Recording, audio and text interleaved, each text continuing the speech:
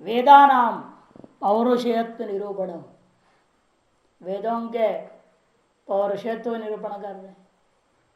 मीमांसा का पौरुषेयता मानते हैं, न्याय वैशेषिक वेदांति सब पौरुषेय मानते हैं।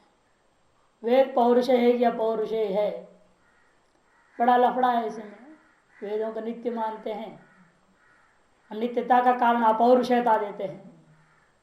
कोई कहते हैं नित्यता का कारण शब्द, शब्द नित्य, इसलिए वेद नित्य।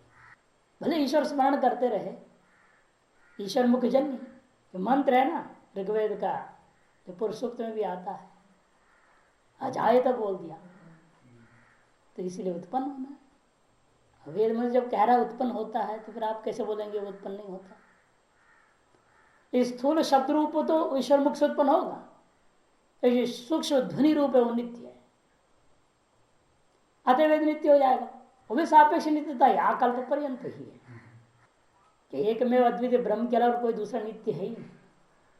तो शब्द कहां से नित्य हो जाएगा, वेद कैसे नित्य हो जाएगा, शब्दात्मक। इसे वेद को शब्द ब्रह्म कह देते हैं, शब्द ब्रह्मणि निष्णाता। तो वांग रूप है, ईश्वर का वांगमय स्वरूप है वेद, ऐसा भी इसलिए लोग कहते हैं। अब देखिए कैसे सिद्ध करते हैं उस बात को। वेद से पुरुष विशेष कृतत्व अभावेन कथम अनुमान चेत, लौकिक शब्दों को तो आप अनुमान प्रमाण से अर्थ निर्णय कर सकते हैं, क्योंकि शक्ति ग्रह के अनेक पद्धतियों में एक पद्धति दिया है ना कि वो उत्तम वृद्ध पुरुष बोलता है, मध्यम पुरुष व्यवहार करता है, तो बालक उसको देख करके सब शब्द अर्थ अनुमान कर लेता है, इसका ये शब्द का ये अर्थ है। उत्तम वृद्ध ने कहा घटम नया, मध्यम वृद्ध ने घट को ले गया, बच्चा देख रहा है इन्होंने क्या कहा और उसने क्या किया, और फिर उसने घटम आने बोला तो गया, फिर वही कुल मुटल वस्तु को ले आया, तो बच्चा ये भी देखा। तो दोनों वाक्यों में घट एक शब्द है, समान शब्द है। नया मन ने कहने पर लेके गए थे, आने कन पर उसी चीज को ला रहे हैं। उन्हें घट में गोल मोटल वस्तु है, नया मने ले जाना, आने मने ले आना, अनुमान कर लेगा पूर्व बालक, शक्ति ग्रह कर लेता है। लौकिक वाक्यों में तो अनेक प्रक्रियाओं से अनुमान के द्वारा ही शब्दार्थ निर्णय हो सकता है। इन वेद तो कहता है पुरुष विशेष कृतत्व अभावेन, पुरुष विशेष कृत नहीं है, अतएव जो है अनुमान कैसे प्रवृत्त होगा, शब्दार्थ निर्णय करने अनुमान कैसे प्रवृत्त होगा। कथम अनुमानम इति चेत, तब सिद्धांति वैशेषिक कहता है फिर किसी पुरुष विशेष के द्वारा कृत नहीं है, मैंने पुरुष विशेष मैंने आप्त के द्वारा कृत नहीं है, फिर तो अप्रामाणिक हो जाएगा वेद, अकृतत्वाद अनाप्तत्वाद। आप्त कृत है ही नहीं, मैंने अनाप्त कृत मानना पड़ेगा, ठगों के द्वारा बनाया गया है वेद। जैसे चारवाक तो कहता ही है, चारवाक ही तो ब्राह्मण स्वजीविकार्थम कृतम सर्वे चत्वार वेदा, ब्राह्मण लोग अपने पेट पालने के लिए झूठे चार वेद बना के बैठे हुए हैं, ऐसे चारवाक ने कह दिया है। तो यदि आप पौरुष नहीं मानोगे, और किसी पुरुष विशेष के द्वारा आपके निर्मित नहीं मानोगे, फिर यही बात है कोई अनाप्त ने बना रखा होगा ठग्गू ने अपना रोटी पालने के लिए, तो अप्रामाणिक हो जाएगा फिर वेद। वही कह रहा है तरी आप तो अभावे न अप्रामाण्य प्रसंगात, फिर वो आपतोक तत्व भी उसमें नहीं रहेगा, आपतोक तत्व अपि अभावेन अप्रामाण्य प्रसंगात अप्रामाणिक हो जाएगा, इसे पौरुषेय मानना पड़ेगा। तब से पूर्व पक्षी का मीमांसा कहते हैं नहीं आप तो नहीं कहा है, इसका अर्थ ये नहीं समझना अनाप्त का कहा हुआ, ऐसे कल्पना नहीं कर सकते, क्योंकि वेद तो स्वतः प्रामाणिक, न च स्वतः प्रामाण्य वेदस्य, मीमांसक वेदस्य स्वतः प्रामाण्यमस्तु इति चेत वैशेषिक न च स्वतः प्रामाण्यम वेदस्य। क्यों? सम्यक मिथ्या बोध साधारण अतिरिक्त कारणजन्यत्वात्, क्योंकि जो है सम्यक ज्ञान, सत्य ज्ञान, और सम्यक माने सत्य और मिथ्या, सत्य ज्ञान और मिथ्या ज्ञान के जो साधारण कारण है उन साधारण कारणों से भिन्न कारण के द्वारा वह उत्पादित है, ईश्वर के द्वारा उत्पादित है। क्योंकि हम लोगों का जितना भी ज्ञान है सत्य ज्ञान और मिथ्या ज्ञान खिचड़ी है ना। समस्त जीवों को क्या होता है, थोड़ा सा सत्य ज्ञान होता है, बहुत सा मिथ्या ज्ञान होता है, जीवों का स्वभाव है। जिस दिन बहुत सा सत्य ज्ञान हो जाए, थोड़ा मिथ्या ज्ञान हो जाए, तो महान सिद्ध ज्ञानी पुरुष कहा जाएगा। और जो शत प्रतिशत सत्य ज्ञान हो जाए, कहीं भी मिथ्या ज्ञान हो गई नहीं, भ्रांति उपजे ही नहीं, वो ईश्वर हो गया। अतएव सत्य ज्ञान और मिथ्या ज्ञान का साधारण कारण कौन है, कि जीवात्मा। इनसे भिन्न कारण कौन हुआ, ईश्वर, उसके विरोध करना। इसलिए इसको स्वतः प्रमाण नहीं कह सकते। ये ईश्वरोक्तत्व प्रामाणिक है वेद। ईश्वर न कहा होता तो वेद प्रामाणिक नहीं होता। ईश्वर प्रोक्तत्व अनायासेन अस्य महत्वभूत योने है निश्चितम ऋग्वेद इत्यादि मंत्र भी निश्वास के समान उस ईश्वर से प्रोक्त कहा जा रहा है। इसलिए इनका कहना है देखो कि सम्यक मिथ्या बोध का साधारण कारण से अतिरिक्त कारण के द्वारा जन्य होने से उसको स्वतः प्रमाण नहीं कहना, कि जो जन्य होता है परत प्रामाण्यता ही प्राप्त करता है। तो परत प्रामाण्य कैसे है, वो सिद्ध करो परत प्रामाण्यवाद। तथा ही प्रमा ज्ञानों में परत प्रामाण्यवाद सिद्ध करने के लिए अनुमान प्रयोग बना रहे हैं। परत प्रामाण्यता कैसे ज्ञान, सभी अनीश्वर प्रमा ज्ञान, हम सब का जो ज्ञान है सबको पक्ष में रख देना। सकल अनीश्वरीय प्रमा ज्ञान तो कैसा है, समय मिथ्यापोध साधारण अतिरिक्त कारणजन्यम कार्यत्वात् अप्रामाण्यवत्। वो कैसा है, सत्य और असत्य ज्ञान के साधारण कारणों से भिन्न कारण के द्वारा जनित होते हैं, क्योंकि वे कार्य हैं होने से। दृष्टांत क्या दिया, अप्रमावत, अप्रामाण्यवत मैंने अप्रमावत। अप्रमा कैसे होता है, दोषजन्य। साधारण कारण क्या है, चक्षुरादि, इससे भिन्न दोष से जन्य होता है भ्रांति।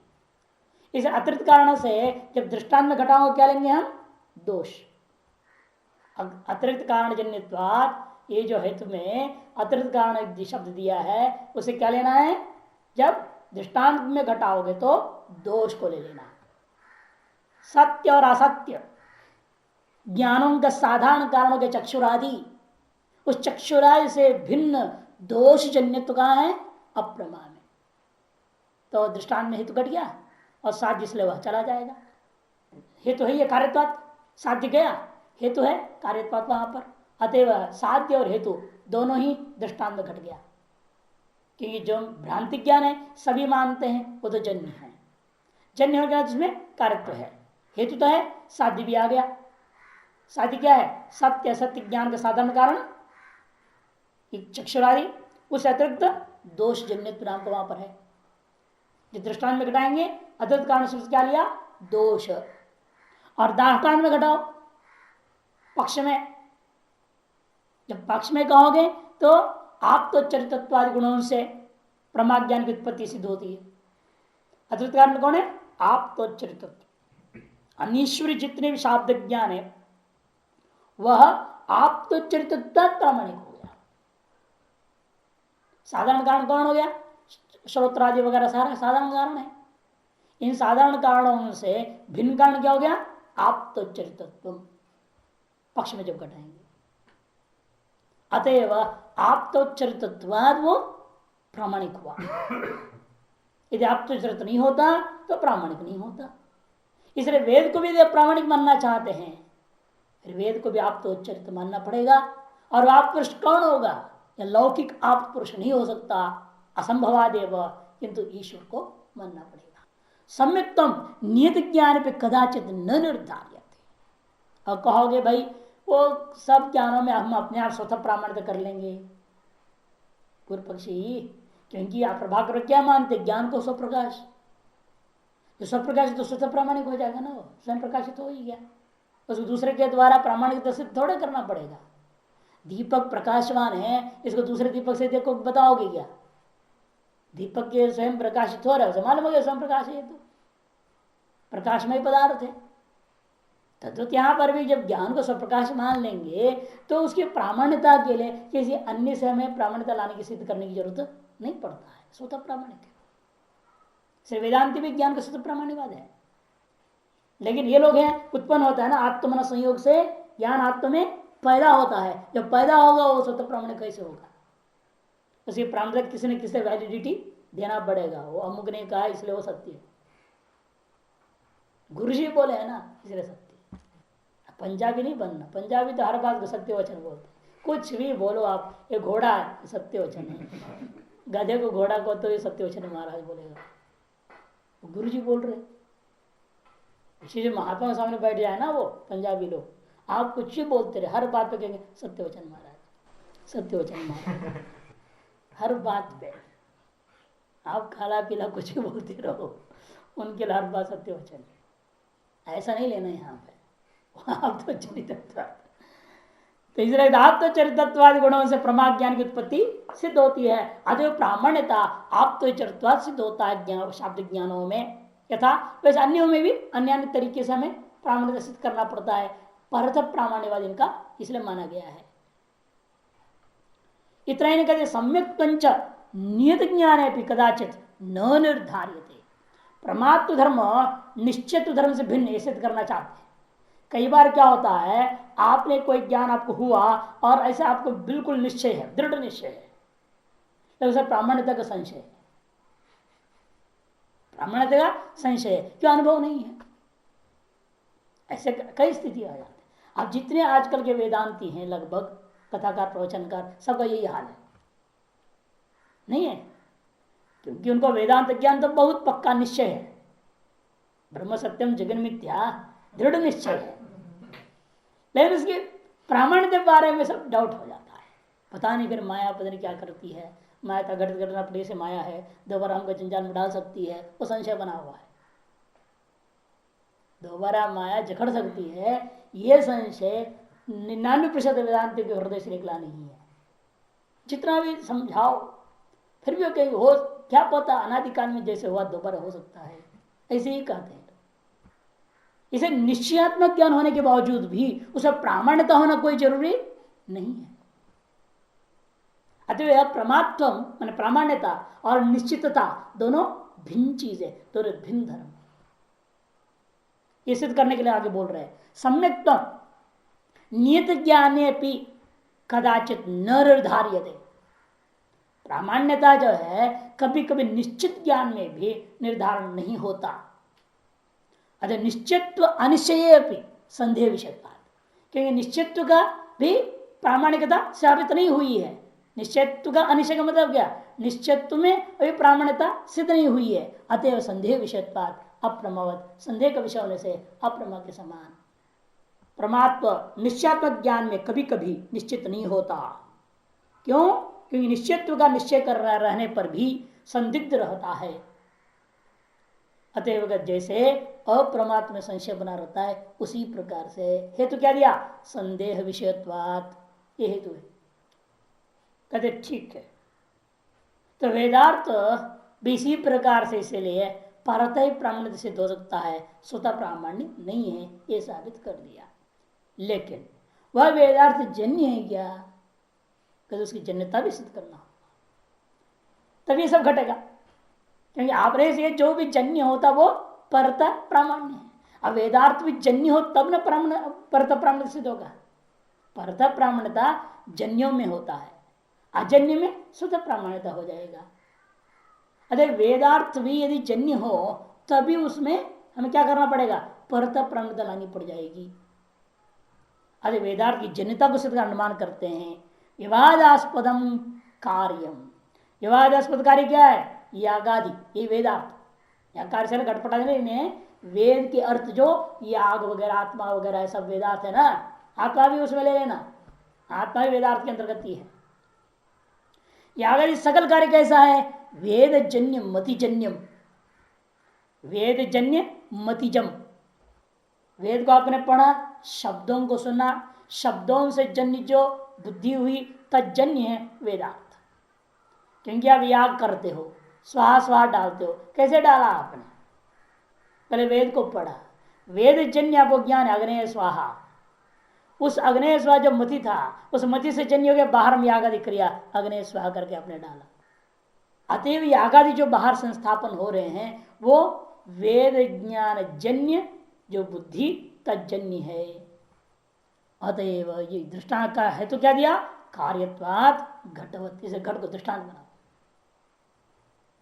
जैसे घट भी कुंभार के मतिजन्य, कुंभार के अपनी बुद्धि में उसका पहले घट ज्ञान हुआ, उस घट ज्ञान इसको इच्छा हुई, तजन्य उसने जो प्रयास करे बाहर उसने निष्पादन किया।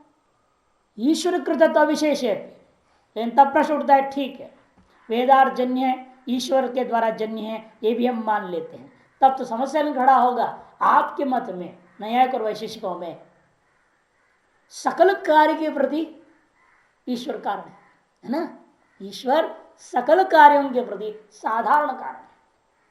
जब सकल कार्यों के प्रति साधारण कारण है, वेद के प्रति क्यों कारण मानते हो भाई? चारवाक दर्शन के प्रति वेद को कारण मानो, बौद्ध दर्शन को भी वेद ने ईश्वर ने बनाया बोलो। जो सकल कार्य के प्रति कारण है वेद के ही कारण क्यों मानते हैं? चारवाक दर्शन का भी कारण ईश्वरी है, बौद्ध दर्शन का भी कारण ईश्वरी है, फिर पर विरुद्ध क्यों बोला ईश्वर ने? तब कहते देखो ईश्वर कृतत्व अविशेष है, यद्यपि साधारण कारणत्वेन सारे ग्रंथ ईश्वर कृत ही है, चाहे बौद्ध दर्शन, जैन दर्शन, चारवाक दर्शन, पाश्चात्य दर्शन, भारतीय दर्शन, कोई भी दर्शन, कोई भी शास्त्र, चाहे कुरान है चाहे बाइबल है, सब ईश्वर कृत ही है, इसे कोई संशय नहीं है कि सर्वम कार्यम प्रति साधारण कारणत्व, इसे कोई संशय नहीं। ईश्वर कृत अविशेष है, बुद्धादि वाक्या नाम आगंतुक दोष समोधानाद अप्रामाण्य, फिर उनको प्रामाण्य क्यों नहीं मानते हो ईश्वरोक्तत्वाद भी? इसीलिए क्योंकि उसमें बुद्धादि निर्मित वाक्यों में आगंतुक दोष समवधाना, साक्षात हम देख रहे हैं उसमें आगंतुक दोष विद्यमान है। आगंतुक दोष विद्यमान का मतलब क्या? वेद विरुद्धता उसके अंदर दिखाई दे रहा है। केवल वेद विरुद्धता ही नहीं, पाखंड दिखाई दे रहा है। कहने के लिए अहिंसा परमो धर्मा कहते हैं और चेड़ों को कहते तुम जो है जा करके बकरी काट के मांस ले आओ भिक्षा में। शिष्य को हिंसा करने का छूट दे दे, गृहस्थ कर सकता है, और वो भिक्षा में मांस ले आ रहा है और आप मांस खाना चाहते हैं, भिक्षा में मांग रहे मांस को, और मांस कहां से लाएगा? वो आदमी जो भिक्षा में देना चाहेगा तो काट के तो लाना पड़ेगा, कहीं से किसको मार के लाएगा। तो हिंसा का प्रेरक हुए कि नहीं हुए? यदि आप भिक्षा में मांस नहीं लेते फिर किसको बकरी काट के क्यों लाएगा? वो क्यों हिंसा करेगा? वो भले ग्रस्त खुद खावे ना खावे मांस, लेकिन वो बहुत साधु को खिलाने के लिए उनको काटना खरीद के देना पड़ता है। ये मुसीबत है बौद्धों में। भले वो बौद्ध गृहस्थ बिल्कुल शाकाहारी है, कि शाकाहारी नहीं, बिल्कुल अहिंसावादी पक्का, मच्छर भी नहीं मारता, लेकिन क्या करे बौद्ध महात्मा आया है घर पे भिक्षा, उसको कहीं से मांस लाना पड़ेगा। अब देख लो, आप स्वयं भले अहिंसा बोल रहे हो महात्मा होकर, लेकिन प्रेरणा दिया ना, आपकी भिक्षा के चक्कर उसको कहीं से काट के लाना पड़ रहा है, ये खरीद के लाए, चाहिए जो खरीदा वो उसको प्रेरणा दिया बेचने वाले को। इस तरह से हिंसा का मूल कौन बना? वो भिक्षा। इस तरह के पाखंड देखने को मिल रहा है ना, ये आगंतुक दोष है। इसी प्रकार और भी है, चैत्य वंदना आदि, इस प्रकार अनेकों चीजें हैं जो कि बिल्कुल वेद विरुद्ध है, प्रथा है। उसको देखते हुए हमने उसको ईश्वर कृत होने के बावजूद भी उसे अप्रमाणिता मानेंगे। तो ईश्वर तो साधारण कारण था, बुद्ध भगवान उसमें विशेष कारण हुए ना, विशेष कारण बन के अनाप्तता को प्राप्त कर गया। इसलिए कहा जाता है हर कार्य के प्रति ईश्वर कारण जो हम कह रहे हैं, इसका यह नहीं कि जो चोरी डकैती ईश्वर ने किया उसने। ब्राह्मण सर्वभूत यंत्रारूढ़ानि माया, करा तो वही रहा है ना, ईश्वर ही करा रहा है। जानामि धर्मम नच में प्रवृत्ति, जानामि धर्म नच में निवृत्ति, केनापि देव हृदय निष्ठि, तो वो प्रेरणा कर रहा है, ईश्वर ही करा रहा है। तब कहते कि नहीं, वो आपको किसी भी कार्य को करने न करने में रोकता नहीं है, हर कार्य करने की शक्ति सामर्थ्य आपको देता है, विवेक शक्ति भी आपको दिया है, और जब भी गलत करना चाहो पहली बार अंदर से आवाज आता है मत करो, रोकता है। लेकिन क्रोधेश कामेश, क्रोध आवेश में अंदर क्या उसको दबा करके गड़बड़ काम कर देता है। इसलिए साधारण कारण ईश्वर अंदर से आपको गलत करने से रोक रहा है। आपके अपना विशेष जो था राग द्वेष आदि, वो उस साधारण कारण को दबोच करके कार्य कर देता है। ईश्वर तो निमित्त बना, प्रेरणा दे रहा है, शक्ति दे रहा है, विवेक भी दिया, रोका भी, आप नहीं माने वो आपकी दोष है। इस तरह से देखिए हम लोग बुद्ध को 24 अवतार में से अवतार मानते हैं ना, कि कलयुग में तो बढ़ता कैसे, कलयुग जवान कैसे बन जाता है। यदि सनातन धर्म सत्युग जैसे अभी यहाँ रहे तो कलयुग का महिमा ही खत्म हो, कलयुग क्या है, ये तो सत्युग हो जाएगा। कलयुग की यही विलक्षणता है ना, यहाँ सब ऐसे गड़बड़ होना चाहिए। उसका न्यू स्वयं परमात्मा आए, इसलिए अनेक रूपेण आए, खुद भी आ गए, उसके बाद भी अनेक रूपों में आते रहे, अनेक आचार्य बन गए, अनेक संत बन गए, अनेक अनेक आकार में बन गए, और सब वैदिक जो परंपराएं थी सबको तोड़ दिया, ऐसे प्रचार कर दिया। हर प्रांत में पैदा हो गए, कहीं गुरु नानक है, कहीं कबीर है, कहीं कुछ बन के सब भगवान ही तो बने। विभूति मत सत्वम, भगवान कहते हैं विभूतिवान तो थे ही, सब ईश्वर का विशेष अंश था, लेकिन आए थे कलयुग का प्रचार कर। बिगाड़ा नहीं है, बिगाड़े नहीं, आपको लगता है बिगाड़ा है, लेकिन बिगाड़ा नहीं है कि नहीं। वैसे ही अब जैसे कोई एक्टर है, बढ़िया ड्रेस पहन के आया, कार में फर्स्ट क्लास, लेकिन उसे एक्टिंग करने भीख मांगेगा तो क्या करेगा डायरेक्टर, उसी सूट में जाने देगा, कहेगा नहीं नहीं उतार ये सब, उतार ये पहनो, कचरा पचरा गंदा संदा, क्यों एक्टिंग करना ना, भीख मांगेगा। तो वही हाल यहाँ पर भी है, कलयुग की एक्टिंग होना है ना।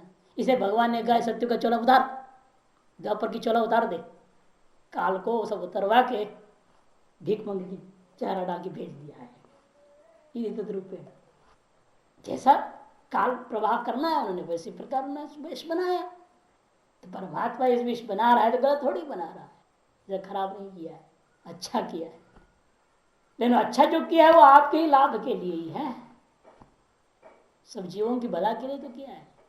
कि यहाँ जितनी शीघ्र मुक्ति होगी, किसी अन्य युग में इतना शीघ्र मुक्ति नहीं हो सकती, लेकिन यहाँ उतनी कठिनाई है विवेक में। वहाँ विवेक जल्दी जगता है, लेकिन मोक्ष बहुत लेट होता है। यहाँ विवेक देरी से जगता है, जग जाए तो मोक्ष तुरंत हो जाता है। विवेक जगने नहीं देता ना, कलयुग की इतनी माया जाल है, चकाचौंध जाल है, वो विवेक को बंद कर दिया है। इसलिए कहते हैं कि ये जो बुद्ध भगवान ने कहा था वाक्य, उसमें क्या है, आगंतुक दोष के समाधान की वजह से हम उसको अप्रावण्यता मानते हैं। बुद्धादि नाम अनाप्तत्वात्, इसे बुद्धादियों को हम अनाप्त कोटि में रख दिया, नास्तिक दर्शन बोल दिया उनका, अनाप्त। वेदार्थो वेद निरपेक्ष प्रमिति वेद्य, ईश्वरीय ज्ञान सिद्ध किया जाता है। देखो अभी वेद जो है, क्योंकि कोई भी वाक्य का निर्माण होता है, पहले उसके प्रयोग किए जो पदों का अर्थ आपको जानना जरूरी है।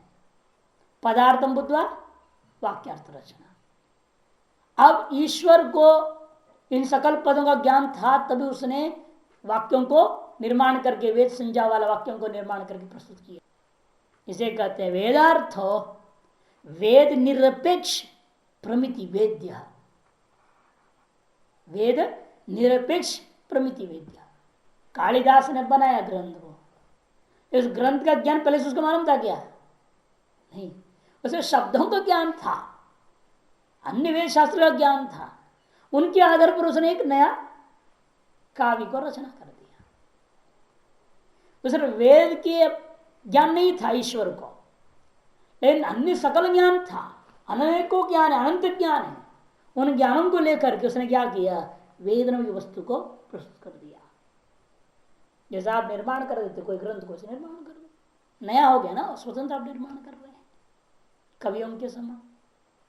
इसलिए कहते हैं वेदार्थ कैसा है, वेद के निरपेक्ष प्रमिति, वेद निरपेक्ष जो ईश्वरीय ज्ञान से वेद्य है, प्रमिति वेद्य। इसलिए प्रमिति शब्द क्या लेना यहाँ, ईश्वरीय ज्ञान।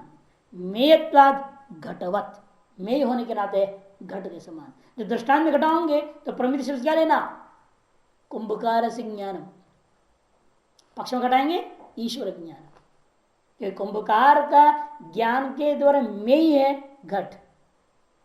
कुंभकार के दिमाग में क्या है, घटम, वो दिमाग उसके दिमाग घटम बैठा हुआ है, उसी को लोग बार घट बनाया है ना। उस ज्ञान का वेद्य कौन हुआ, जो बाह्य घट। तो यथा कुंभकार ज्ञान का वेद्यभूता वस्तु घट होता है, उसी प्रकार से ईश्वर ज्ञान का वेद्यभूता वस्तु समस्त वेदार्थ है। और वो वेदार्थ जो तैयार किया ईश्वर ने, वेद निरपेक्ष कर तैयार किया। इसलिए कहा जाता है हर युग के अनुरूप वेद प्रकट होता है। हर युग के अनुरूप, युग के आदिकाल में वेद होगा। ये जितने भी हम लोगों को किसी भी युग में हो, किसी भी व्यक्ति को कभी पूरा वेद प्राप्त ही नहीं हो सकता है, कभी नहीं होगा वेद को, पूरा वेद कंप्लीट वेद कभी उपलब्ध नहीं हो सकता, किसी भी युग में नहीं हो सकता। कि उस युग में जन्म लेने वाले जीवों के अनुरूप जो जरूरत है उतनी ही वेद को ईश्वर प्रकट करता है, बाकी उसके अंदर ही है। जैसे कालिदास ने काव्य बनाया, जितनी जरूरत है उस काव्य के लिए उतनी ही तो अपने ज्ञान को प्रकट किया है। ये सारे ज्ञान को एक काव्य में डाल देगा क्या, कैसे डालेगा, वो नहीं डाल सकता। जो चीज बनाए रहे, आप एक कविता लिख रहे हैं, उस कविता का विषय क्या है, जितना उस संबंधित ज्ञान आपको उसे वो इसको डालोगे। खिचड़ी का भी ज्ञान कविता में डाल दोगे, अरे हो से क्या लेन देन है। इसे आप पुस्तक खरीदेंगे तो विषय को पहले देखते हैं, मैंने उस लेखक ने उस विषय संबंधी ज्ञान मात्र उसमें रखा है ना। इस ये मतलब नहीं सोचना है उस लेखक को और का ज्ञान ही नहीं है, निर्णय लो लोग है भाई, अन्य विषय का भी ज्ञान होगा उसके पास। इस ऐसे लेखकों को देखते हो, कई विषयों का लेखक है वो, कई विषयों का लेखन कर दिया, ग्रंथ लिख देते हैं। शास्त्रों में देखे वाजपेयी मिश्र वगैरह हैं, सभी दर्शनों पर टीकाएं लिख दी, सभी दर्शनों का ज्ञान था उनको। इसका मतलब इस अतिरिक्त भी ज्ञान होंगे उनको, जो इन विषयों से असंबद्ध होने के नाते उन्होंने लिखा नहीं। तद्वत ईश्वर भी अनंत ज्ञान है उसके पास। उस ज्ञान में से जितनी हमें जरूरत है, इस कलयुग में पैदा होने वाले जो जीव है, पापी जीव, पुण्य जीवात्मा, उनके लिए जितनी जरूरत है उतनी ही वेद भाग को प्रकट करता है, बाकी अपने ज्ञान उसके अंदर ही रह जाता है। इस उसके अनंत ज्ञानों में से यद किंचित वेद्य क्या है, आज हमें उपलब्ध जो वेदार्थ। इसलिए कहते हैं कि वेदार्थ कैसा है, वेद निरपेक्ष। उसके वेद की अपेक्षा नहीं थी पहले से, वो पहले वेद पढ़ा बाद हमको सुनाया, ऐसा नहीं है। ईश्वर को किसी वेद पढ़ने की जरूरत है क्या, नहीं है। हम लोगों को जो अपेक्षा है, हमने पहले पढ़ा, आप आपको सुना रहे हैं। उन्होंने कहीं वेद पढ़ा हो और उसे आपको सुना रहा है, ऐसी बात नहीं है। इसलिए उनका जो ज्ञान है वेद निरपेक्ष ज्ञान है। उस ज्ञान का विषय क्या है, अनेकों ज्ञानों के अंतर्गत तो ये वेदार्थ ज्ञान भी है। मेयत्वात्, क्योंकि वेदार्थ में क्या है, मेय पदार्थ, प्रमेय पदार्थ है। वेद में जो कुछ भी कहा गया है सब कुछ प्रमेय है, तत्व शब्द बोध्य है। घटवती अतएव वेदार्थ, यहां वेदार्थ से क्या लेंगे अब, यागादि रूपा। ये जो वेदार्थ यागादि रूप है वो कैसा है, वेद निरपेक्ष स्वालंबन मत्याधार विरचित वाक्य मेयो मेयत्वात्। वेदार्थ भूत यागादि कैसे हैं, वेद निरपेक्ष स्वावलंबन, वो भी किसी से पाया हुआ नहीं ईश्वर ने, इसलिए स्व आलंबनम, आत्मा आलंबन जो मति मन ज्ञान, तारस ज्ञान का आधार कौन, ईश्वर, उससे विरचित वाक्य का मेय है। वेदार्थ कैसे हैं, यागादि वेद निरपेक्ष स्व आश्रित ज्ञान आधार विरचित। स्वाश्रित कौन हो गया, वह ज्ञान का आधार ईश्वर, उससे विरचित वाक्यों का मेयभूता वस्तु है। क्यों, मेयत्वात् संप्रतिबंधवत, संप्रत आप्त वाक्य के समान। नद्यास्तीरे पंचफलान संति, जब आप्त वाक्य कहा गया है वो आप्त वाक्य कैसा है, वो वेद निरपेक्ष स्वाश्रित ज्ञान का आधार जीवात्मा, उससे विरचित वाक्य है। नद्यास्तीरे पंचफलान संति, उसका मेय वस्तु है पंचफल यथा तथा। कहते लेकिन मीमांसक तो ये सब मानते नहीं ना, यहां तक वैशेषिक अपना सिद्ध कर दिया। अब मीमांसक आ जाते। कुमारिल भट्ट ने बहुत जबरदस्त घोषणा किया है वेदों के बारे में, तो अत्यंत निष्ठावान पुरुष दिया है तो कुमारिल भट्ट है, बहुत ही कट्टर। और उनके प्रथम अध्याय के प्रथम पाद के जितने श्लोक वार्तिक हैं सबसे ज्यादा वही लिखा उन्होंने, और उसे पूरी वेद को लेकर के स्थापित किया, वेद की नित्यता, वेद की अपौरुषेयता, सारे लोक वेदाधिकरण, वाक्याधिकरण, अनेक अधिकरण है वहां, और एक एक अधिकरण में 400-500 श्लोक लिख डाला, ऐसे जबरदस्त लिखे हैं। उनमें से एक श्लोक दे रहे वाक्याधिकरण का आपके सामने, करे वेदस्याध्ययनम सर्वम गुरुवध्ययन पूर्वकम वेदाध्ययन सामान्याद अधुनाध्ययनम यथा, अधुनाध्ययनम यथा बिंदु होनी चाहिए।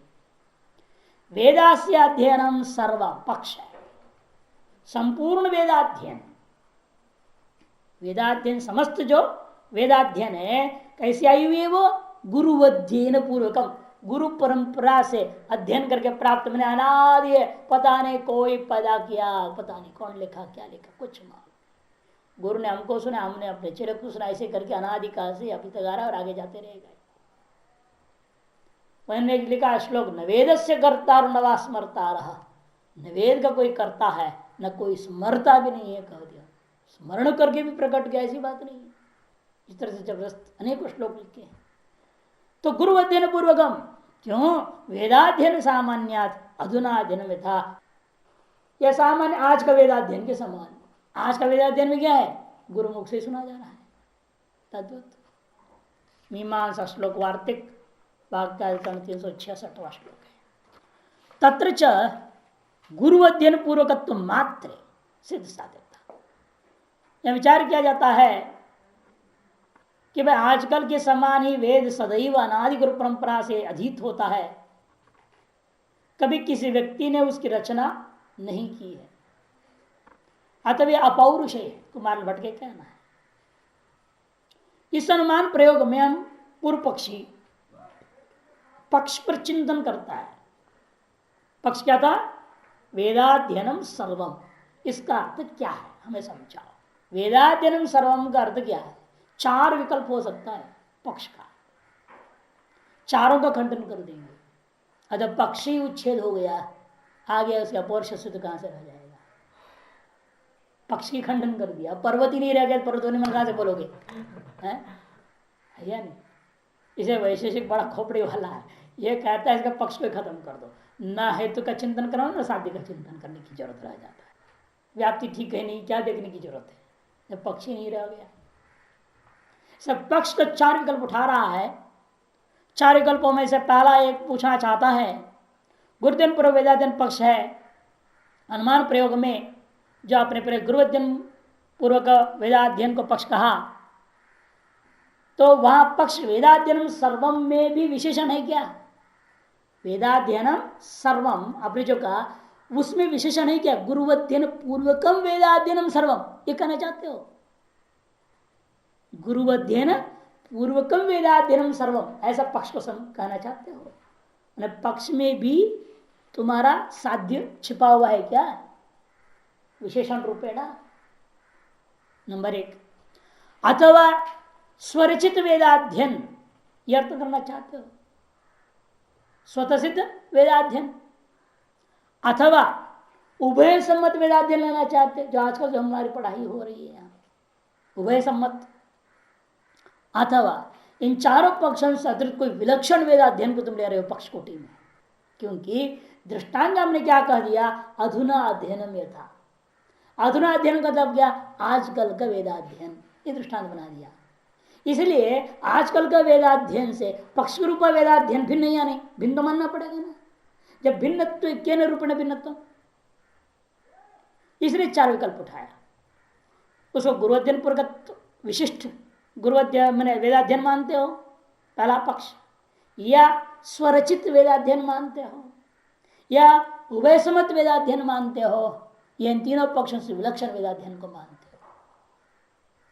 चारों में एक एक खंडन करते जाते मूल में कहते हैं तत्र च गुरुदिन पूर्वकत्व मात्र सिद्ध साध्यता, यदि आप पक्ष में भी गुरुजन पूर्वकम कह दिए तो पक्ष तो ज्ञात होता है, अज्ञात नहीं होता, साध्य ज्ञात होता है। यदि पर्वत में आपको वन्य दिखाई दे रहा है, वन्यमान पर्वत वन्यमान नवा, ऐसा बोलोगे क्या?